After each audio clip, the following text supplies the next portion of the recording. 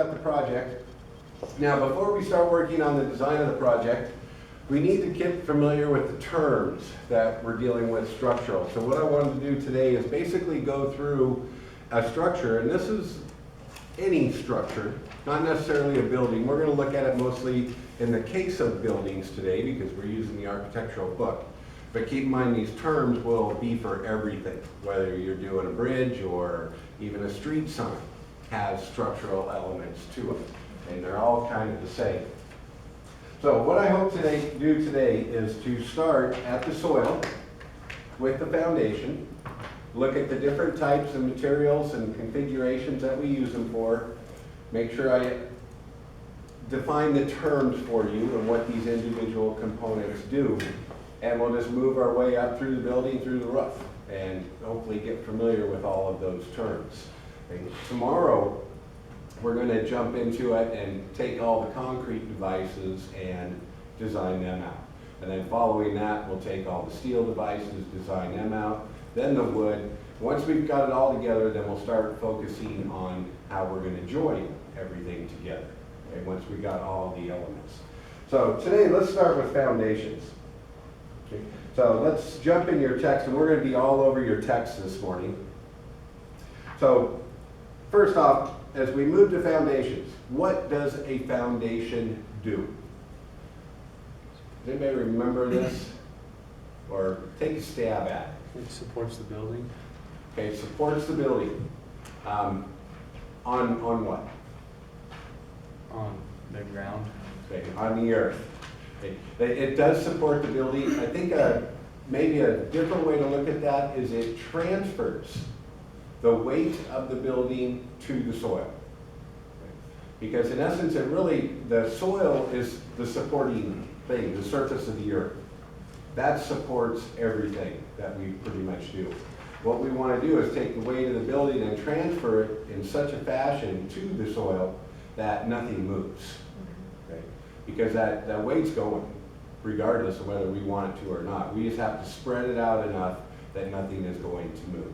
So that's the purpose of the foundation, to support the structure or to transfer the weight of the structure to the soil. Okay. Now let's look at some different types of foundations. Let's go to page 837. This is your foundation chapters.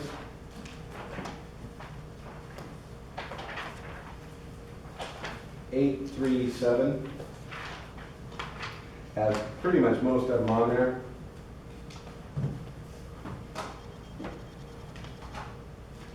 I'm going to start in the top right-hand corner on our standard continuous foundation. Now, when we have a foundation, we have several components of it. So we have this lowest component that we call a footing. This is actually the only structural component of a foundation. It is designed such that it will spread the weight of the structure into the soil. Okay? So it's, in essence, when we do this, it's an area calculation. Okay? The very bottom part, this little rectangle, is called the footing.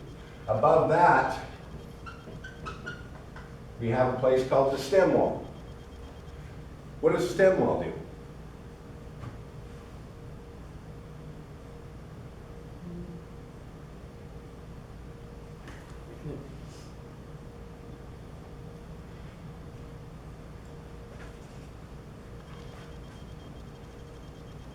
Think of this. What if you stick a 2x4 in the dirt and you go for a trip for 2 years and you come back?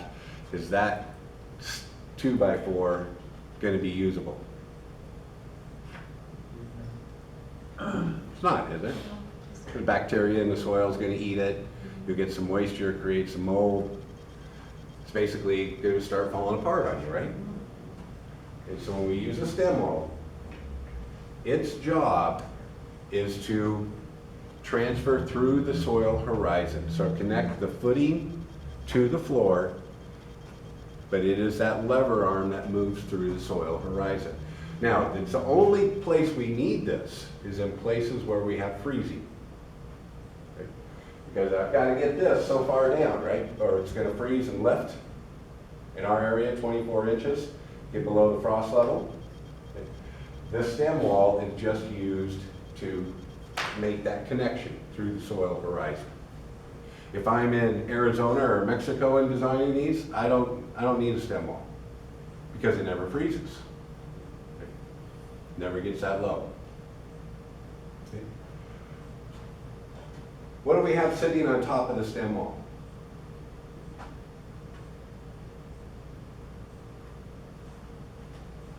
The house.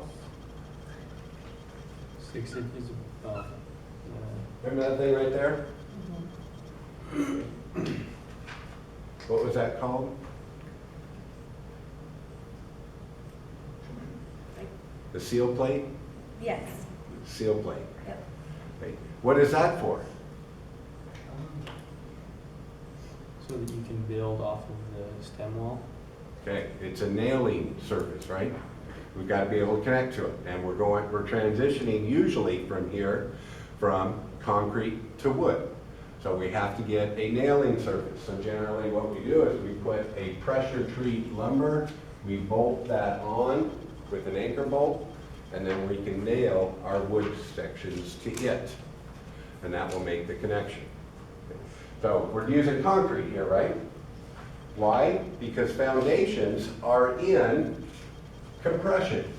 I got the house pushing down, I have my reaction, which is the soil, and it has to stay still, right? So in essence, that foundation needs to push back up. And it doesn't really push back up, it spreads out, but it's got to be equal to the force coming down on it. So in essence, it's real standard, continuous foundation for the northern climates. Used in residential, used in commercial, used in all types of situations. Now, when I say continuous, you guys understand that that goes all the way in, right? This is just a cross-section view of it. It doesn't stop. That's why we call it a continuous foundation. Okay. We also have other types when they're in compression, and almost all foundations are in compression. Okay. Piers. Pier is shown on the previous page, figure 3339 or 33.9. Okay. So here we see a big chunk of concrete. Okay. In this case, I'm not sure why, they went 5 feet down with this one. Maybe they had to get to some good soil or something of that nature.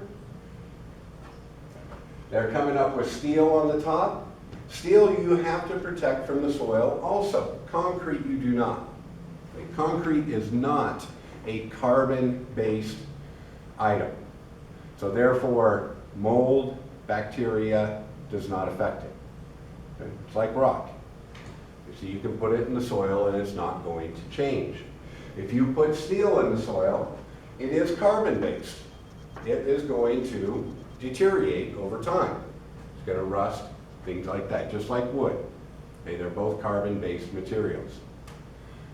So in essence, this is a pier. Now, when we use a pier, it's not continuous. This is for a point load.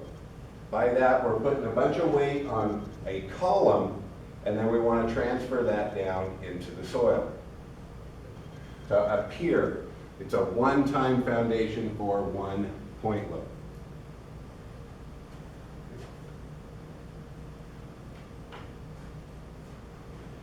If you look at the figure right below there, it has several different types. So it's got the continuous and then the slabs also. This would be an example of more of a slab foundation that you would see in the southern climates, where we're coming across and actually using a concrete floor versus a wood floor. We still need the footings for our exterior walls.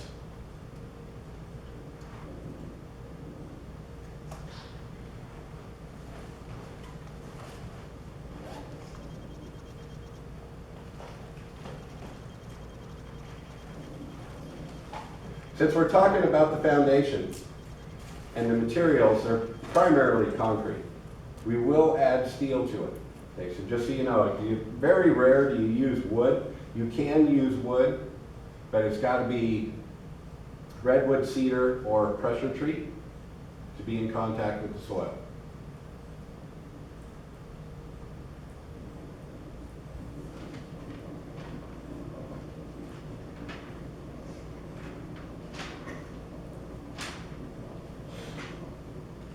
Any questions on a foundation? Probably a good place to look on those two different foundations, page 845.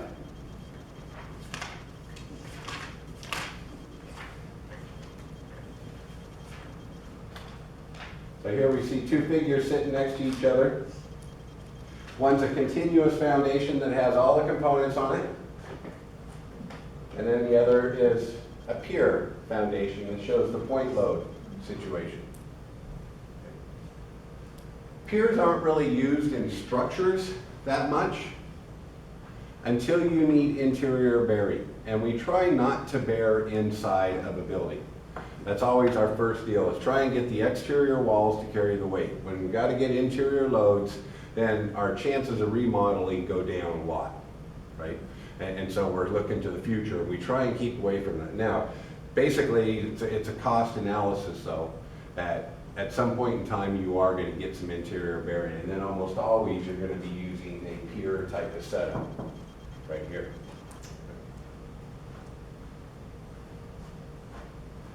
All right, so footing, stem wall, seal plate, piers, continuous footings. Any questions on those terms? Materials you're using, for the most part, concrete. Although we will add some steel to the concrete. We'll talk about that tomorrow. Floors are the next part up. Once we've got a foundation, we move to a floor. What's a floor used for? Walk on. You bet. That's real close to my definition. My definition is it's a platform for occupant use. So that's walking on it. Yours sounds better. Now, a floor has structural components to it. I've got page 665.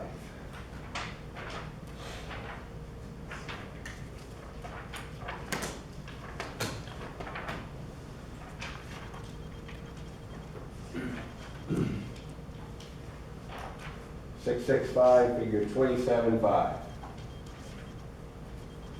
When you are talking a floor, the two structural components you will have are joists, like you see here, and decking that you see here.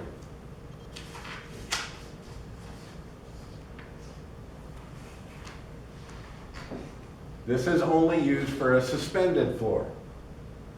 Okay, so when we have a floor that's above the soil, what we need to do is we run joists at some indeterminate level, usually 12 inches on center, 16 inches on center, or 19.2 inches on center. Those are our three spacings that we use for them. All of those will add up to 48 inches, what we buy our sheathing with. So we run these at some type of spacing, and we put our decking on top of it. Now, if I've got a concrete floor, if it's suspended, we will still have joists and decking, but our decking's going to be in two areas. It's going to be steel decking and concrete on top of it. This is a wood one here. Before I leave this, let's just look at a couple other quick pictures. If you turn the page, here you see the joists in a setup. This is a post and beam setup where they're doing piers. I'm on page 668, by the way. And there's a bunch of drawings right here to show you those. Now let's look at a concrete floor. If we're doing a raised concrete floor, we need to go to page 704.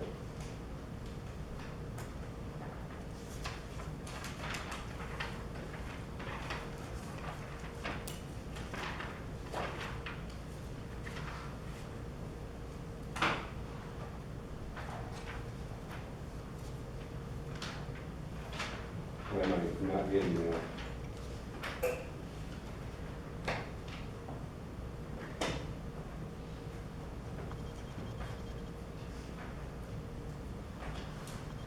Oh, sorry, I had this page for metal joists. So we saw wood joists before that we used in the residential. That's what I wanted to go to 704 for, was these joists. We can use metal for our joists when we get into larger spans. And you can see them here. Typically, when we use metal for joists, we use a shape called channel. It looks like a C when you're dealing with channel. And you can kind of see that here. It's got a little lip, vertical edge, another little lip.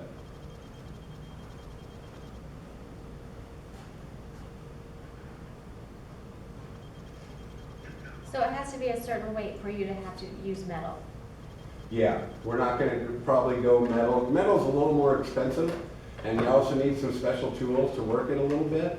So we'd rather stay wood in a structure if we can.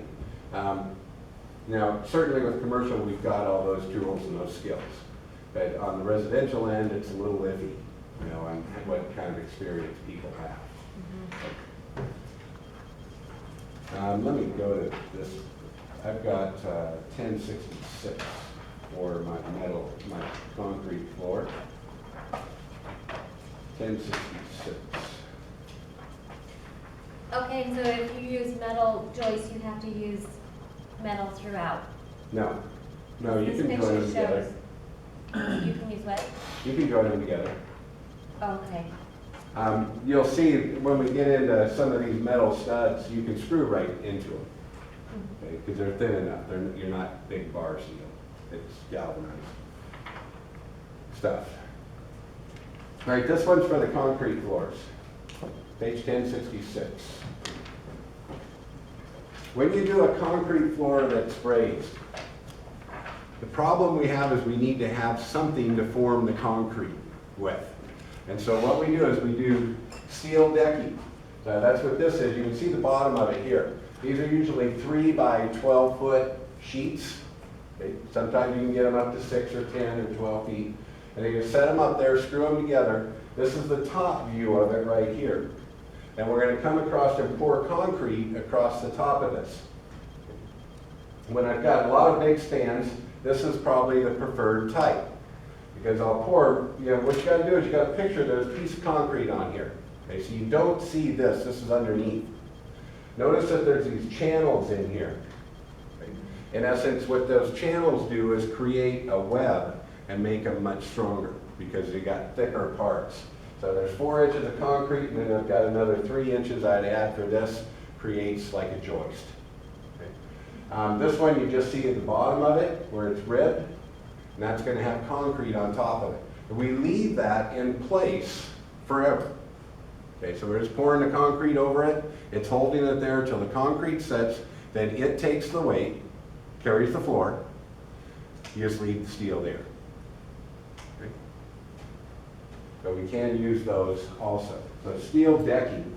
There's actually a pretty nice little section in this chapter. I think it was part of your questions for review. Yeah, on page 1072, they go into steel decking for the vertical, or the text of it. So floor. Platform for occupant use. Typically made up of joists and decking. Can be either wood, concrete, or steel. Although steel is rather rarely a finished product of the platform, it's usually used to help support it in some form or fashion.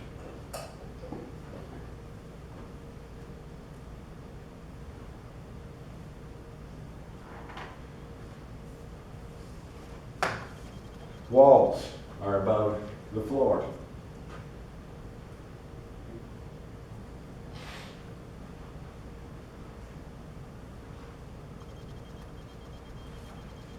When we go to walls, let's see, I never really, page 673, let's go there.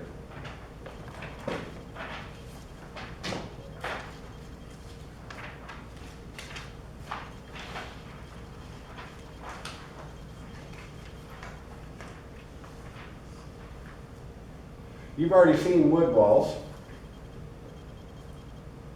But this figure right here is steel walls. Now, when we do a wall, you have typically a wall section. And so we've got a little piece of wall like this piece right here. It's composed of a bottom plate, studs, and top plate. Okay. Now, when we look at that, you're going to have your bottom plate. It's kind of hard to pick up. There's a little tray on the bottom, okay, that we are going to screw and connect on this end. The studs are the horizontal or vertical component, and then we will have a top plate that keeps them joined from here so they don't tilt. Incorporated into these walls, many times we have two devices called a beam and a column. Column, a structural device used to transfer weight to a floor.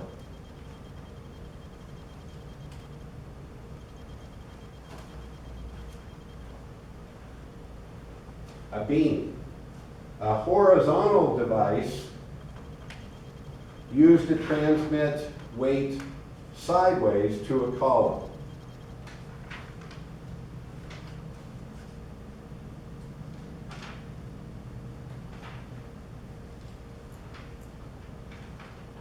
What was that, a beam? A beam is a horizontal device used to transfer weight sideways to columns.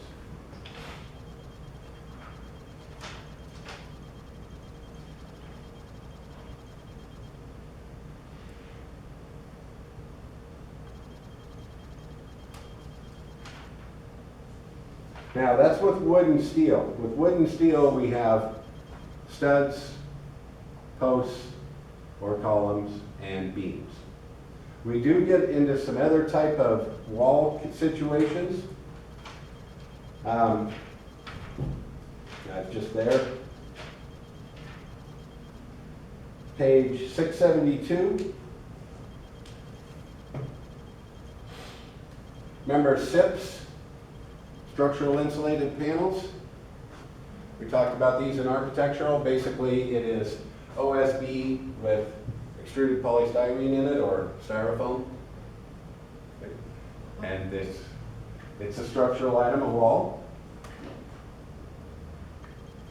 We have steel. You know what wood is, obviously. I'm not going to go to that page, but in commercial, probably the most common exterior wall is this one, a CMU wall.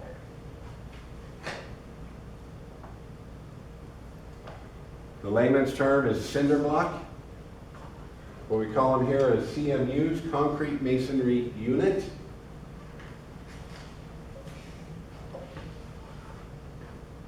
Now keep in mind, most of our walls are kind of the same in a structure, but we're really talking about the exterior walls here. So when they're doing CMU walls, page 675 has a real good picture of it. When we do these, as they stack them just like bricks, so a mortar guy is sitting up here mortaring all these together. We place the rebar as we go, and then we come back with a pumper truck and pump concrete through some of these cells. We might have continually grouted, where every one of those little holes is filled with concrete. We might do some where we're only filling every third one and putting a piece of rebar in it, kind of like they show with this one, depending on what the structure requires. What makes it require something different? It's going to be your column that you need to support the roof load. Because in essence, if I take this and only fill this one block in, but I fill it all the way down through the wall, in essence, isn't that creating a column inside of it? That's exactly what it's doing. Okay, and so we might have, 2 foot of transfer or 3 foot of transfer at the top that we're going to bring to those columns. It depends on how we're attaching a roof.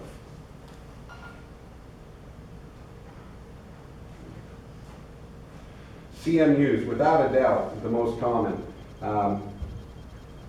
Let's go to page 1060. And you'll see a bunch of those structures already up, although this one's not really a true CMU building, but most of CSI is CMU. So figure 4215 looks like they're doing some type of church here. CMU wall. If you turn the page, this is a real common, this would be like a big box retailer right here.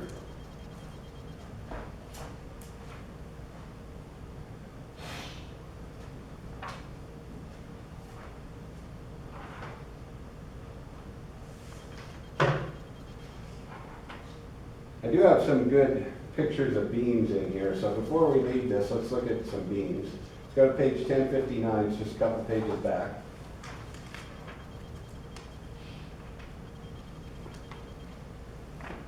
Okay, so here's a rafter beam, your horizontal component. Right here, fairly big, they went wood on this one. You can see the column over here. So the beam's job is to take this weight and transfer it sideways. The column's job is to transfer it down to the floor, and then from the floor through the foundation, from the foundation to the soil.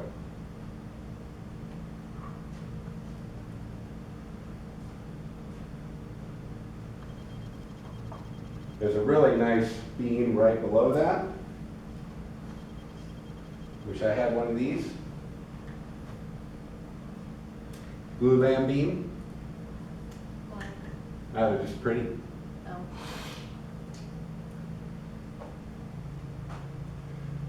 Here again, see a beam, see a post, column. So keep in mind, notice the difference between these two pictures right here on the two structural items, the beam and the post. What's the first thing that pops out to you?